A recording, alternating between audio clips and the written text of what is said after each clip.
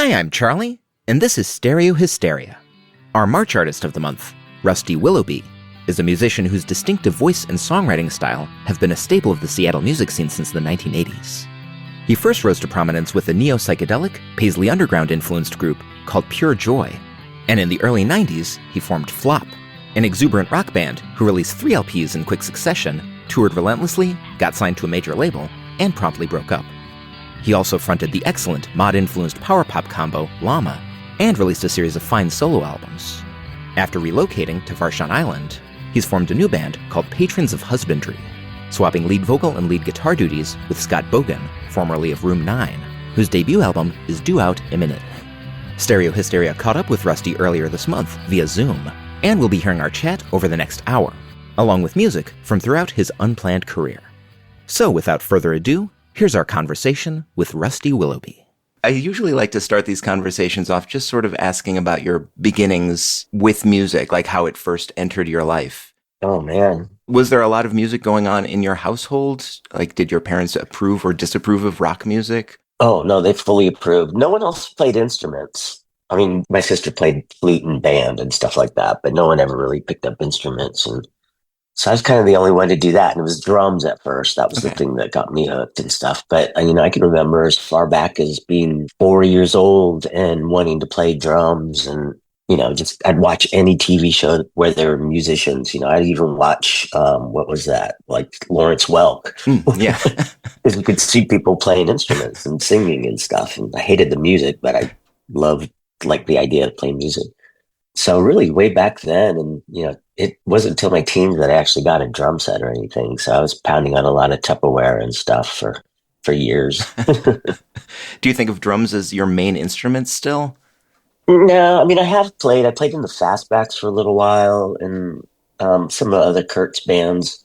And then I played in this band called Loose Wing. Okay. Back in 2015, 16 or something like that. So I'll play occasionally, but not anymore. Now guitar's taking over that role. You're left-handed, right?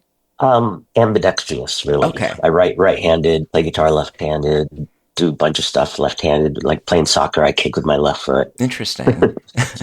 Yeah, I saw the Fastbacks pandemic video where you're playing drums right-handed. But I was watching a Flop music video and they had a split-second close-up of your guitar. And I'm like, wait, the strings are going the other way.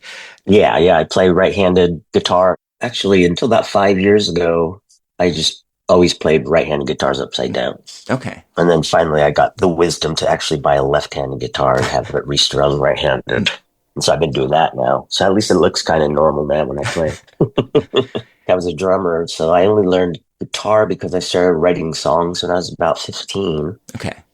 I only had access to my friends' guitars, and so I'd borrow an acoustic or something like that and write a song. And, by the time I decided to actually play guitar, it was too late. I'd already taught myself upside down and just went with it. There are a few chords I can't play, but then there's stuff I can play that nobody else can, or that my friends can't play, right. Stuff that I come up with. And they're like, how do you play that chord, Turn the guitar upside down. I would imagine playing upside down as a left-handed, it sort of opens up your horizons for how many guitars you can get. Yeah, exactly. Like I can play everybody's guitar. Right. And they can play mine. I have a bunch of left-handed guitars and people think they're like, oh, I can't play that. And I was like, dude, it's strung right-handed. You just have to play it upside down. And they're like, what? And I'm like, I did that for 30 years, man. It is nice, though. It's easy to try out how guitars sound, like even if they're kind of awkward to play, I could be like, okay, I like single coil pickups or I like humbuckers or whatever, Was your first proper band Pure Joy, or was there anything before that? Well, I played drums in a band called Second Story. We tried to call ourselves The Fall until we realized there was a pretty popular English band called The Fall. This was like high school, 15, 16 years old, playing drums. Mostly played covers like Teardrop Explodes or Echo and the Bunnymen covers, stuff like that. That's what we were really into back then. And then I started writing songs and I was drumming and singing and I just didn't like that look. At the time, Phil Collins was really popular, and I hated Phil Collins. And the last thing I wanted to do is sit behind the drum set and sing. So I quit that band, much to all my friends' chagrin. They got all pissed off at me. And then I wanted to play guitar. And then, so the first band that I played guitar and sang was actually the Dwindles. Okay. But that was the same band as Pure Joy. We just changed our name. Okay. When my friend Scott Sutherland was playing guitar with us when we were the Dwindles, and he quit to start his own band, Chemistry Set. And when he left, we changed our name to Pure Joy. Here's a track recorded in 1988 for Pure Joy's debut album, Unsung, which went unreleased until 1994, called Standing on a Bridge.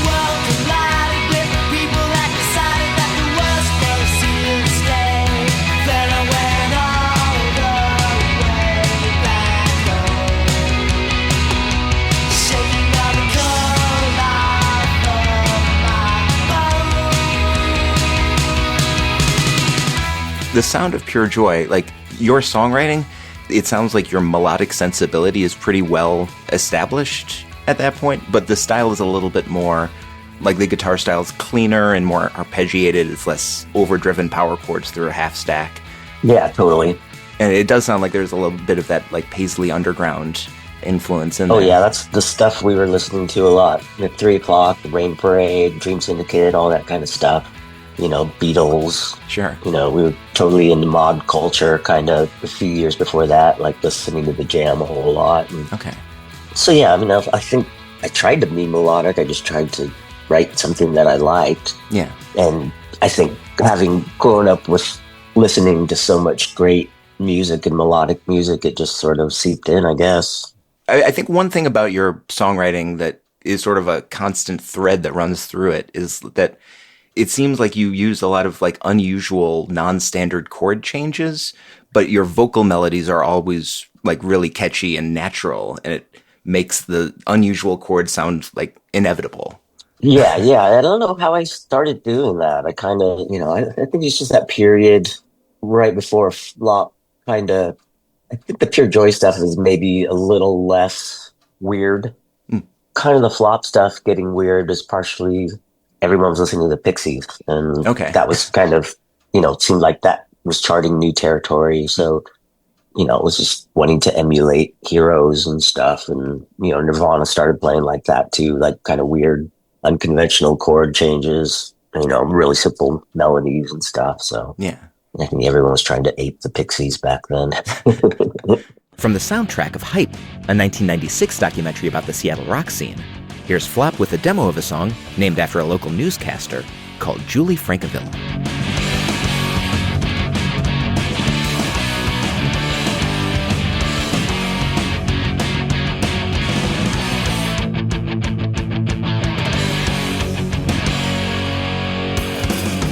Prosthetic ovulating, and a belly plays if you need one cell.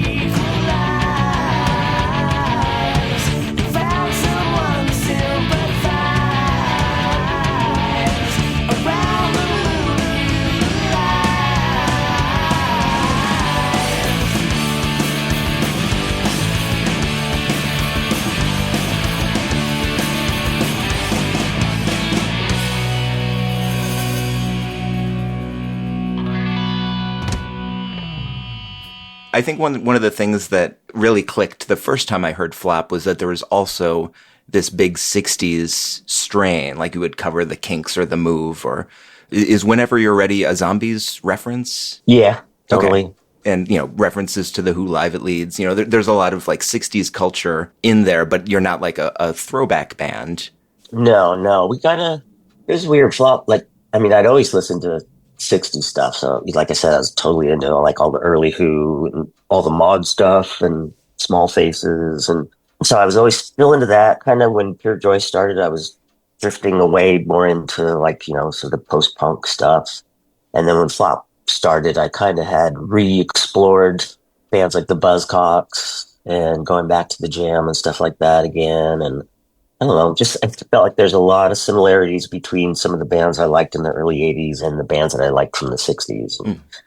So just kind of always listening to old records. During the whole grunge thing, I don't think I listened to any contemporaries albums. I hated Pearl Jam. I shouldn't say that, but I did. Like I liked Nirvana. I wasn't a huge fan of, like Screaming Trees, Mudhoney and stuff like that. And it seemed like Mudhoney was really kind of getting more back into the 60s too with, just sort of their garage rock approach. And then we all started wearing stripy t-shirts and like Mardi Gras beads. And that was like I don't know where that fucking came from, but so we looked like we were from the 60s for a little while. Now I just look like I'm 60. Nothing wrong with that. Here's Flop recorded live at the Colourbox in Seattle in early 1993 with a song called Circus Freak. So sad, try to rearrange. 10 minutes every go and change you. See your head first open wide and call round to the other side of you. To a place where sickness goes, the feeling's pain. Turning it inside out, you feel the same. It's all down to misery. No drug is gonna carry me through. You little sister trying to put the sand, but it's usually turning into another sideshow freak will be curious to see. Tell me she don't really wanna be. Wanna be.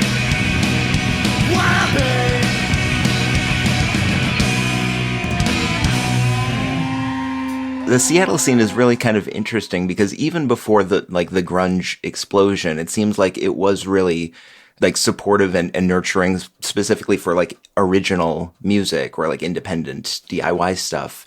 Do you agree with that? Do you feel like your trajectory is different because of your geographic location? Yeah, I think so. I think the only anomaly is that Seattle had a spotlight shown on them for a while. I mean, I think the good thing to point out is that by the time everyone else heard about the Seattle scene, there was no Seattle scene because all the bands were touring. Okay. Nobody was at home playing shows, But before that, before anyone paid attention, it was largely you just did what you wanted to do. You didn't give a shit about what people thought. You never were planned on developing an audience or anything like that. There was no plan. It wasn't, like people that had careerist kind of plans, they moved down to LA, So the people who were in Seattle making music, like nobody gave a shit. If someone could get on like Homestead Records or SST or something like that, that was the big time, right? Screaming Trees were on SST and it's like, whoa, that would be a goal, someday. Yeah. So it was DIY, but only because we had to, right? Nobody else was doing it. There was no sound companies. We had to cobble our own PAs together for shows. A lot of us were underage, so we couldn't play in bars. So we rent kind of like an Eagles Hall or something like that and do a show. Yeah, VFW. Yeah, exactly. So, it was DIY, but I think, like back in the 80s, I feel like a lot of the, like not major label music was just like that. It was just people who loved to play music and they would do whatever possible to make it happen. Yeah.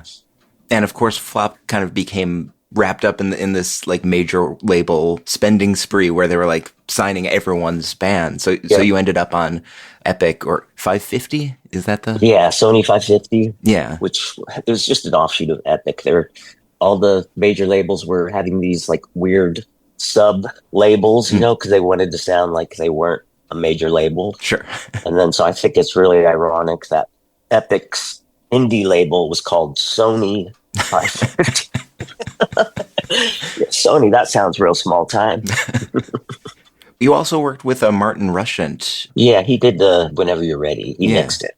Okay. Yeah, we had recorded the record not really thinking about who was going to mix it. You know, we just, my friend Pete Gerald and Kurt Block, they were engineering and recording those sessions and stuff. And then Kim Warnick was working at Sub Pop at the time at the front desk, and a fax came through. It was from Martin Rushent. And he said, I'm coming out of retirement. Like, you got any projects I can work on? And so she like gave us Martin Rushent's number. And he was happy to come out. He's such a wonderful guy. And him and his son came out, and it was a blast. And, you know, like when we played London, he'd mix us and stuff. And that's cool. Yeah. Super cool. And, you know, just like I didn't even listen to the mixes really. I just wanted to talk to him and ask him questions, because he was a tape op for like when the Beatles did the rooftop session. Oh, wow. He was a tape op then, and he worked on that project. And then he worked with The Who a lot, and Buzzcocks and Human League and Generation X and all that stuff that I just, you know, huge fans of back when I was younger. So I just wanted to talk to him. You don't even have to mix the record. Just come over and let's chat. The second one, we knew we had a budget and everything. And so we rented a fancier studio and, you know, spent a couple of weeks. We would record, and then we'd tip over the baffles and use them as card tables, and then just start drinking like tons of booze and play poker until the middle of the night. And, you know, it's like the studio's still charging us. We're in the studio, you know, but it's like, Sony's paying it. From Flop's second album, the Martin Rushent produced Whenever You're Ready, here's a song called Night of the Hunter.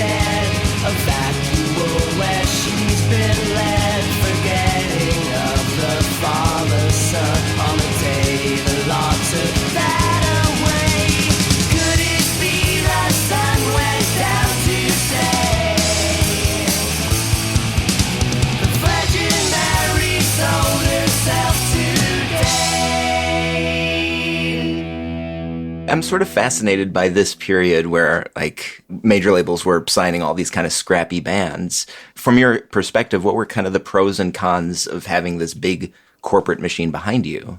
You know, it's kind of weird. You know, a lot of people were sort of like, oh, you get on a major label, you have to compromise, blah, blah, blah. But that was the time where major labels knew they just didn't have a fucking clue. So they were depending on the artists to figure out how to make an audience and stuff like that. So we never got any kind of weird pressure to like change anything. I mean, we did at the end because they just said later for our third record. They're like, nope.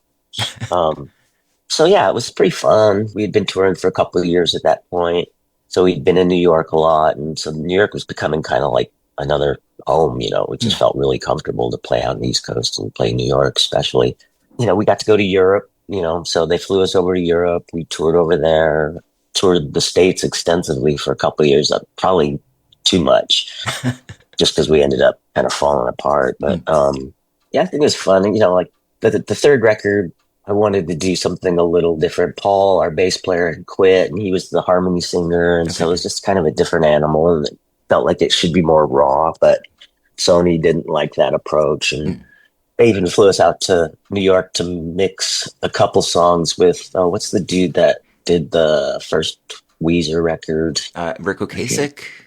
Did he do the first Weezer record? I think so, from the Cars. Oh, so maybe it was some guy, some young guy. He was actually really cool. They just wanted to get a name mixer, and at that time I think he had a hit out or something. And so we went to New York, talked to him, then went out to Electric Lady and remixed two of the songs that are on what's that third album called?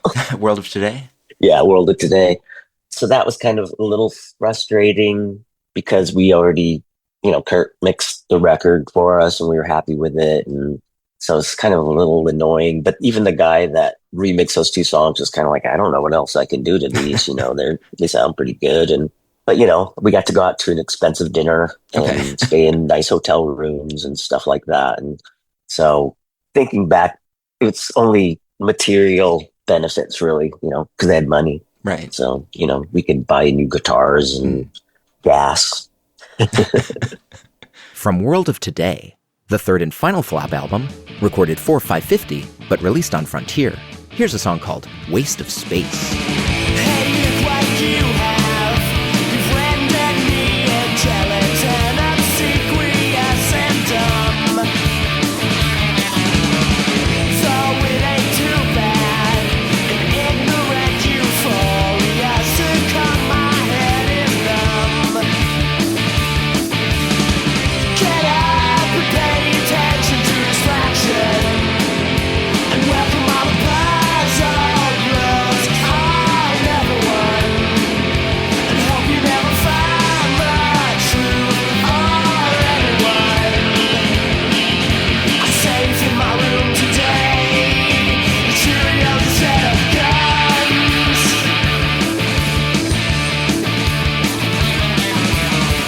Hey, look what you have. You've rendered me a gelatin, obsequious and dumb. Though it ain't too bad, an ignorant euphoria succumb, my head is numb. Complain and run to the never action, and wasted is a useless space I occupy. I'm worried that my heart will never be satisfied. I'm safe in my room today, the Cheerios instead of guns. And I have won the most insipid game, and you have come to smother me in shame, and I don't even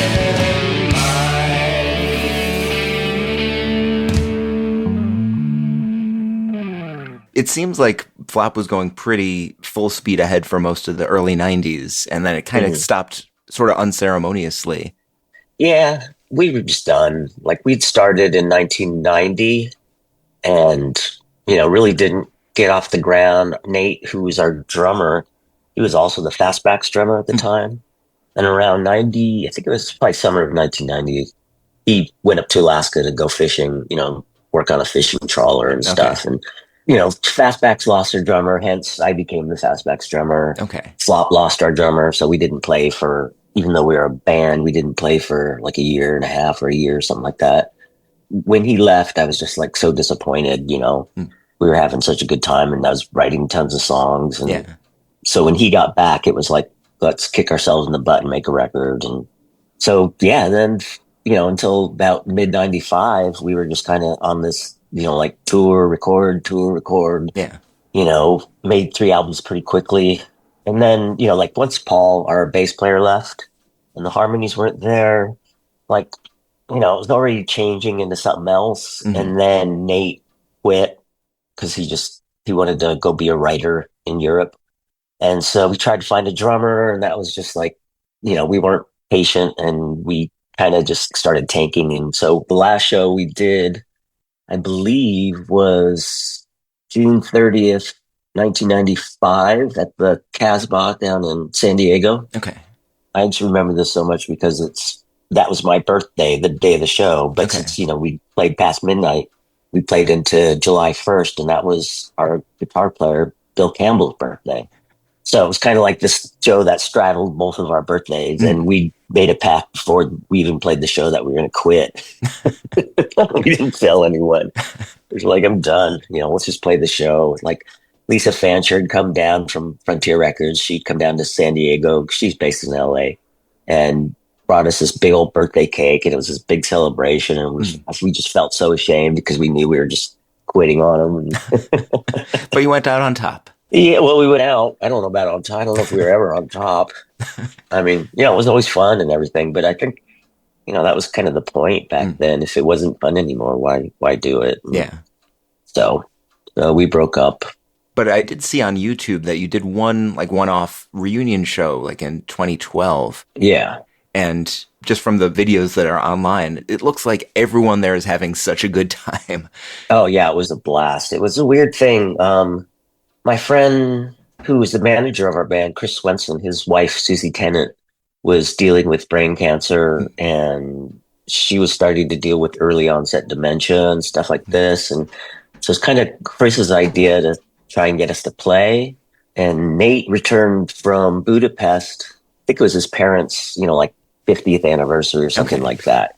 So he came back, and since he was going to be back for a couple of weeks, it was like, well, and Chris was like putting all the pieces together, and we didn't want to do a show, So my friend Whiting Tennis, who's a really amazing visual artist and musician, he has a house up in the north end of Seattle. It's like, let's just do it at my house. And I was afraid the floor was going to collapse in that house because it was on the first floor above a basement. And it's an older, probably house built in the 30s or 40s. So it's, not meant to hold, there were probably 100 people in that living room. So it was just nuts. No maximum occupancy.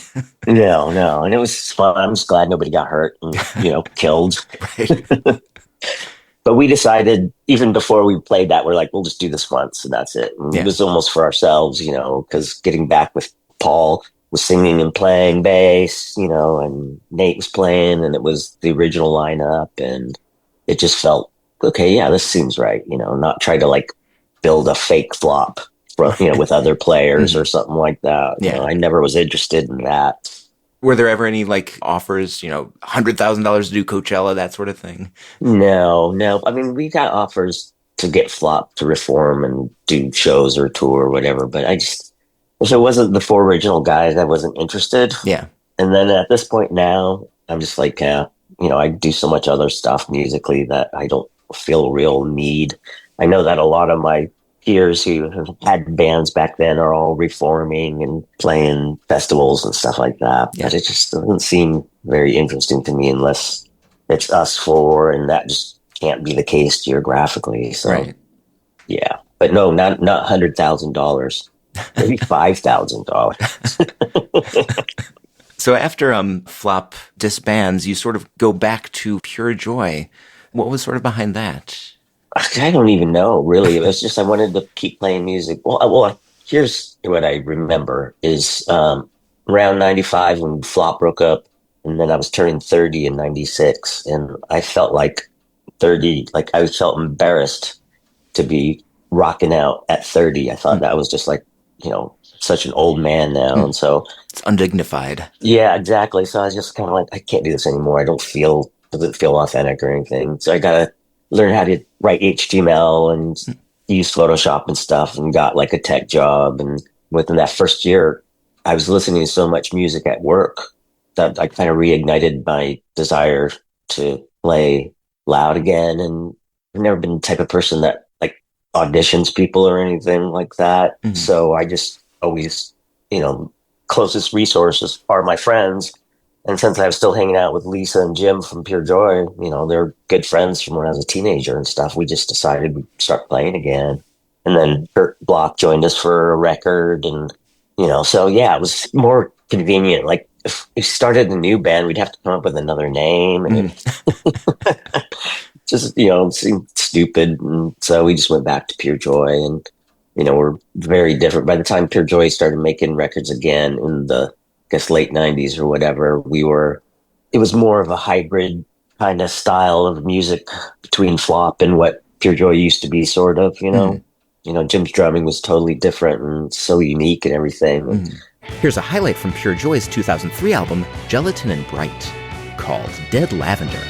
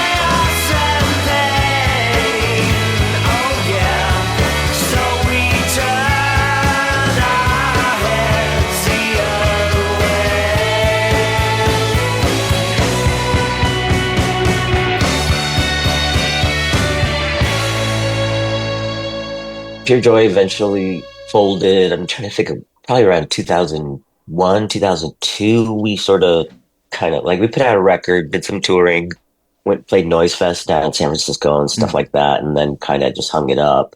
I was at the point again where I was sort of just writing quiet songs on my acoustic at home and not really thinking about anything. And then 2004, late 2004, like Jim, who was the drummer in Pure Joy, and Scott Sutherland, who was the original guitar player in the Dwindles before he left. Right.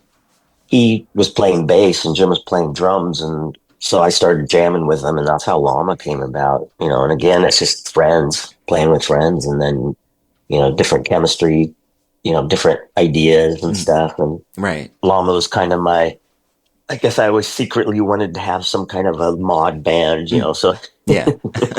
that's where I felt that was kind of scratching that itch. Yeah.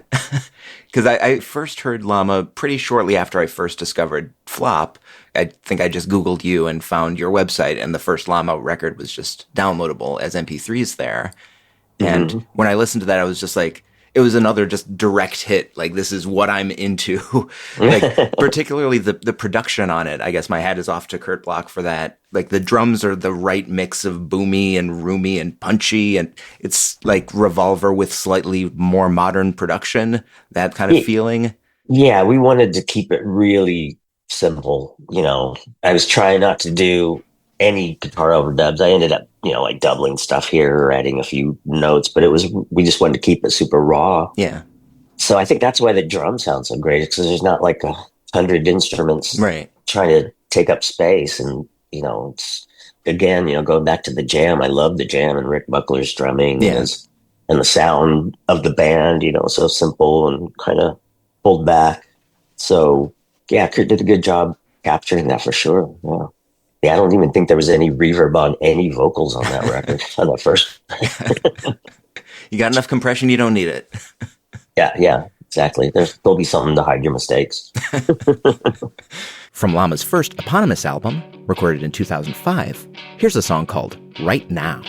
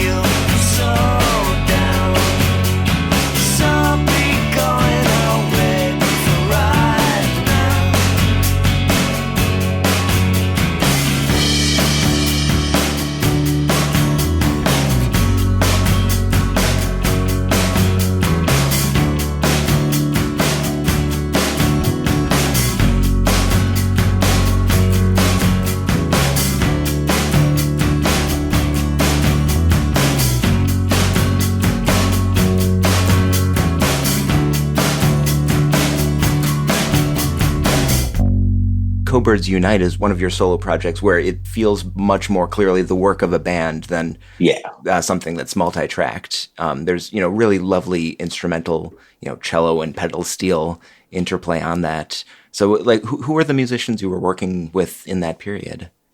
Barb Hunter is the cello player.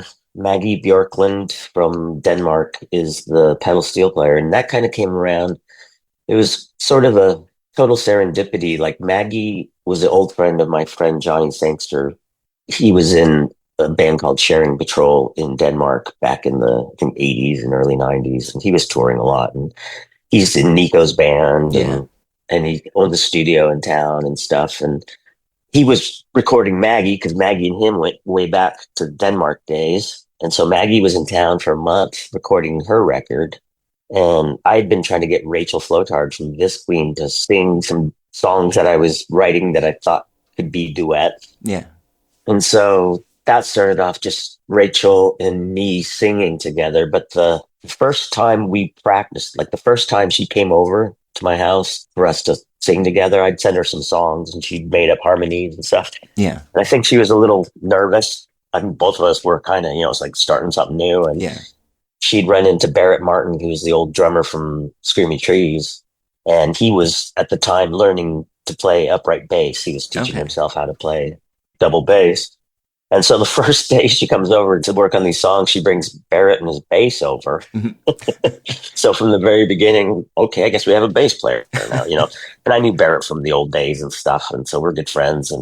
And so it was the three of us playing, and I wanted to make a record. I was like, oh, this sounded pretty cool. Let's make a record over at Crackle and Pop with Johnny. And the time sort of just wove. It was like Maggie was still making her record, so all of her gear was still set up at Crackle and Pop. Okay. And then Barrett, who's a drummer, naturally, right, was like, hey, I hear drums on some of these songs. And so I was like, play drums on the recording, And then Maggie was around. It's like Maggie, and gave her all the songs. I'm like, do you want to just play whatever you want?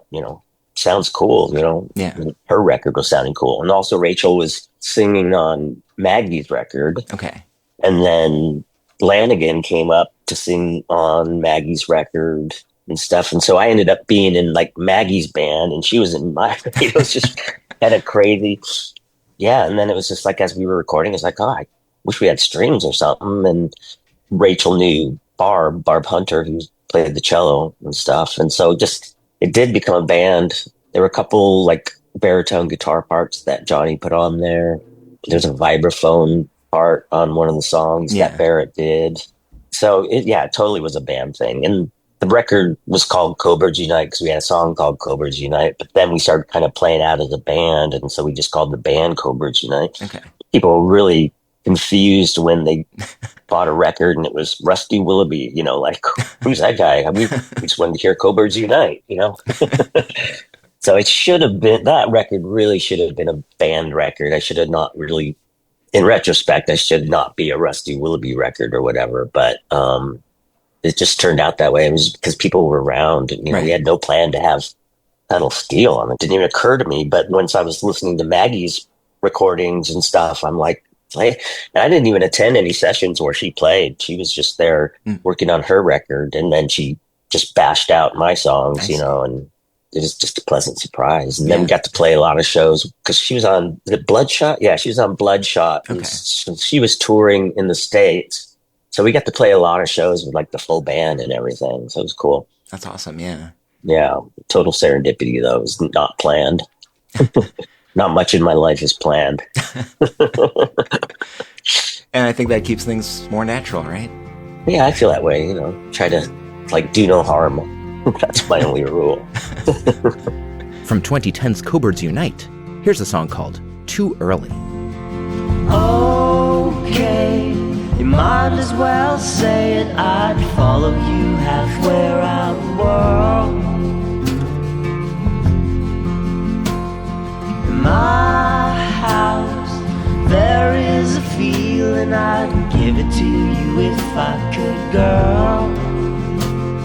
And that ain't the way it works so well. In this world I've come to realize I don't wanna get there too early. And anyway I can never entice you to come here, be my little baby.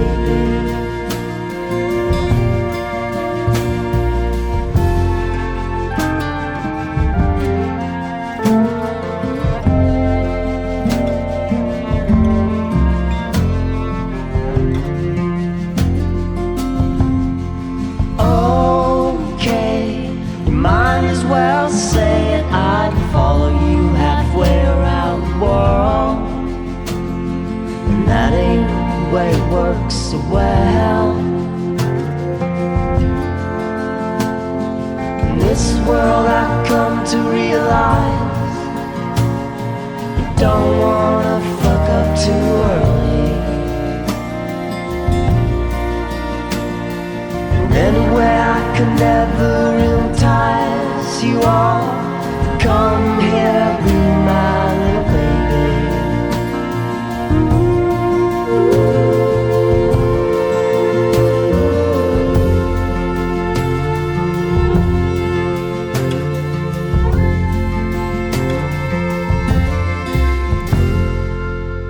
Well, let's talk about your most recent project, which is the band Patrons of Husbandry. Mm-hmm. I listened to the EP. It's been sort of on rotation, and it sounds like you guys would be incredible to see live. There's a lot of really cool rock dynamics in there.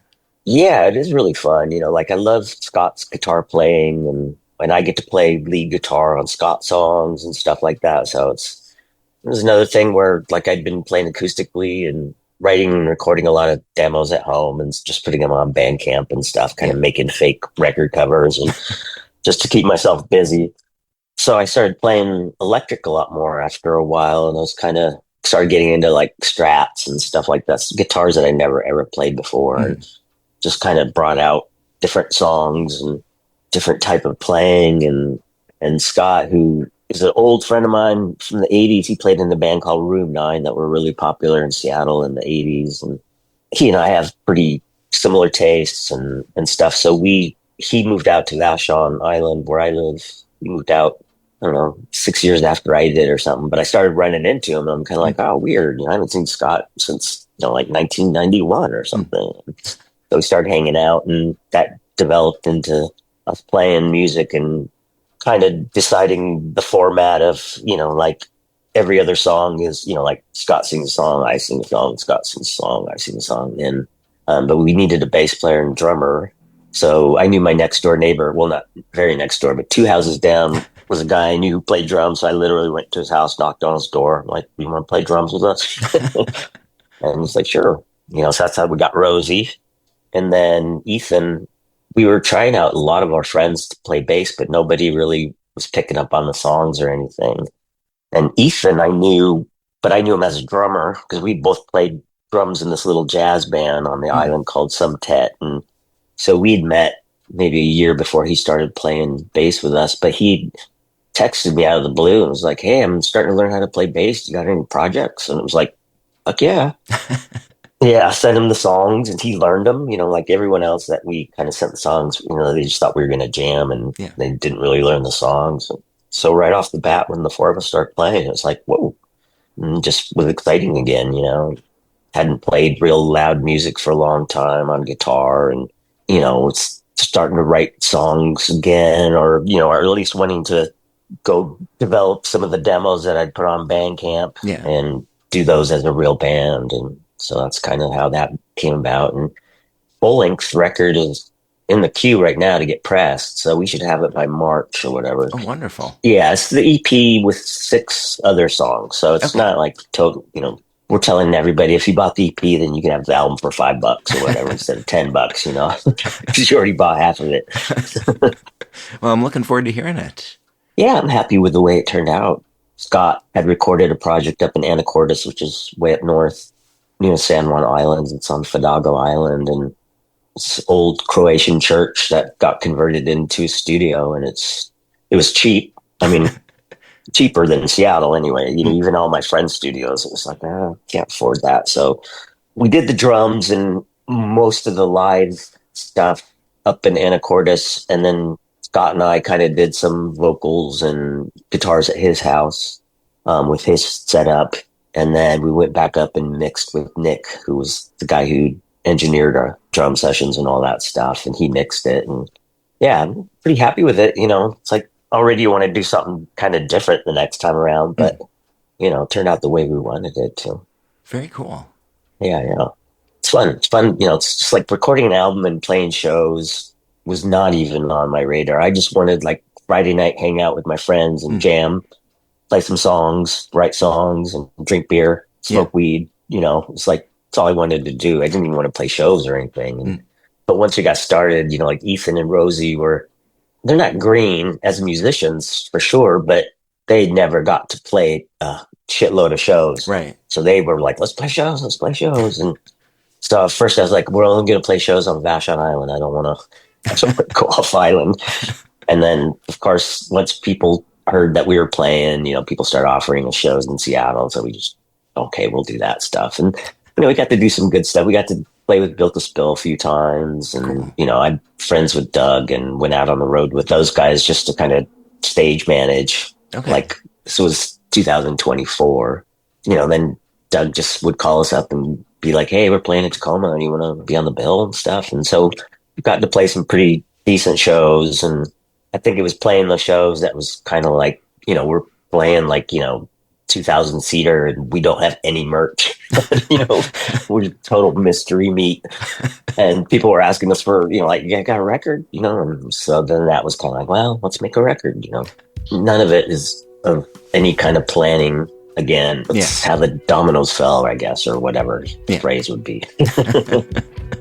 From the debut Patrons of Husbandry EP, last year's Fall from the Stars, here's a song called Disreputable Angel. Now we only sing when you turn out the light. I heard about it just the other night. And since you went away on the affordable line, you broke my heart nearly one last time. You were holding on to the knife that opened up my heart into disreputable angel. Tell me God's looking out for you. Fucked up preacher got me so upset. Righteousness, I hadn't seen that yet. If there's one thing I hate, it would be everything. Or is it everyone? Sometimes I kinda forget. You were holding on to the night that opened up my heart into. I'm open to suggestions, and your voices are coming through.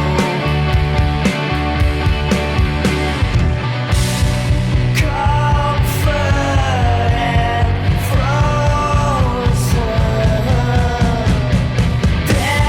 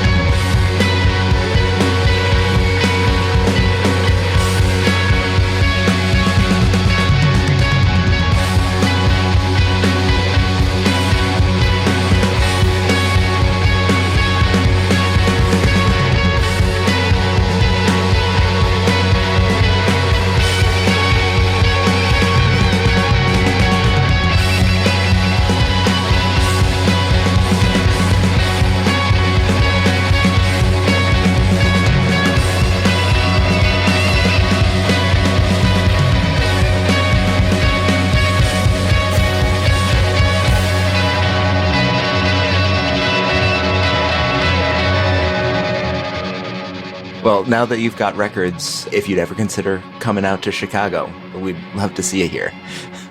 Ethan and Rosie want to tour like crazy. Scott, he's retired now, so he could do it. I'm kind of like jobless currently, just floating around. So there's kind of an opportunity for us to do it, but I don't think we would even start planning it until after the record comes out and seeing how that kind of does. Yeah. I know it's not going to certainly not going to blow up or anything like that. We're just a bunch of old geezers. But if whatever, small stations, college stations started playing it here and there or whatever, give us reason to jump in a van. Yeah.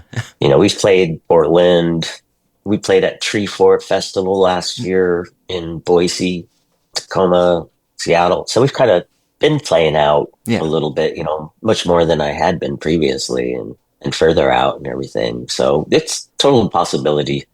Also, a friend of mine, Mike Sparrow, he's kind of a fan who approached me years ago. We became good friends, and he knows, I mean, we know so many of the same people and stuff. It was just amazing. We hadn't ever met earlier. And he's always prodding me to put together a band and just play from my whole catalog, just play whatever songs. Right. Sort of like a solo kind of thing, but, flop songs, pure joy songs. And he kind of pokes me with that idea every year or two. And I kind of started thinking about this year, like, it might be kind of fun to do something, just put a 3-piece together and not be too precious about it.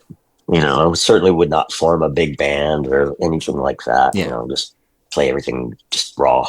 That would be awesome because you got a lot of great songs. Yeah, I just don't know who I would want to play. Actually, I know who I'd want to play drums is my old friend Jim, who played in Llama and Pure Joy, but he passed away back in 2023.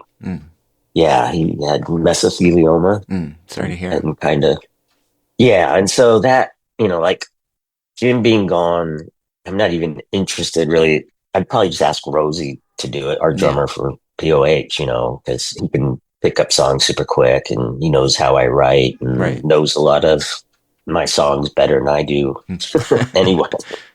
So that might happen. Is there any other musical stuff sort of on the horizon? I think I heard that there might be like a flop reissue or something going on.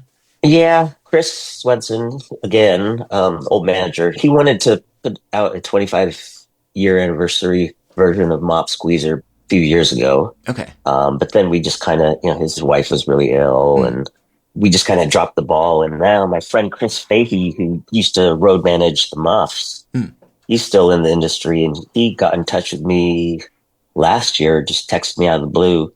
And we started talking again, and he works, kind of with a label and, still involved with a lot of projects. And he wanted to do a reissue of Mop Squeezer. And so I just hooked Chris and Chris up together. They knew each other back in the 90s and stuff. So then us three started talking about it. So I think within a year or so, we'll have that reissue of Mop Squeezer on vinyl. Nice. And then depending on if we can sell those and make money, then we'll do reissues of the other records too. So. And wasn't that album the one that was recorded like in a single session after a show? Yeah, we played a show up in Vancouver, BC, drove home, got home probably around 3:30 or 4 a.m., and then went in to record at noon. And so all those drums were recorded that day after the show. And most of the bass, vocals we recut a different day, but it took us probably a total of maybe 3 days in the studio to make that record. The second one took even longer. Yeah. And that's all the time we have for this week's episode. I'd like to thank Rusty for taking the time to speak with Stereo Hysteria. For more of Rusty's music as a solo artist and with Llama, check out rustywilloughby.bandcamp.com. And his new band, Patrons of Husbandry, can be found on Bandcamp as well. Be sure to tune in again next week when our topic will be songs about cities. This is Charlie, signing off.